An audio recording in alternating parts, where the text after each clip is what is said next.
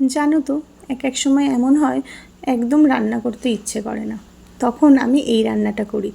একদম তাড়াতাড়ি হয়েও যায় আর খেতেও কিন্তু অসাধারণ হয়। তো চলো তোমাদের সঙ্গে শেয়ার করি। তো প্রথমেই দেখো 200 গ্রাম মতন মুসুরির ডাল নিয়ে নিয়েছি। এটাকে খুব ভালো করে একটু ধুয়ে নিতে হবে।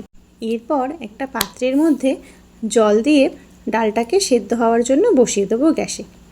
আমাদের কিন্তু ডালটা খুব বেশি সেদ্ধ করার একদমই প্রয়োজন নেই। ডালটা যেন একটু গোটা গোটা থাকে। দেখো আমি যেরকমভাবে সেদ্ধ করেছি এমনভাবে করলেই হবে।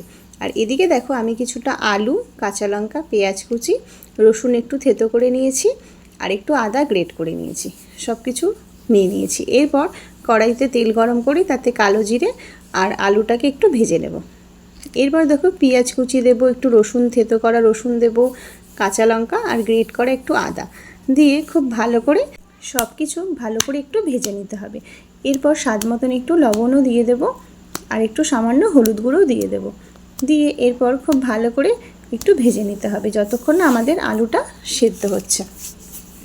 তো এদিকে দেখো আমাদের আলু, পেঁয়াজ সব কিছু কিন্তু খুব ভালো নরম হয়ে গেছে। এরপর যে সেদ্ধ করা মুসুরির ডালটা ছিল সেটাও আমি দিয়ে দেবো। ব্যাস, আমাদের কিন্তু আর কোনো রকম মশলা এখানে লাগবে না।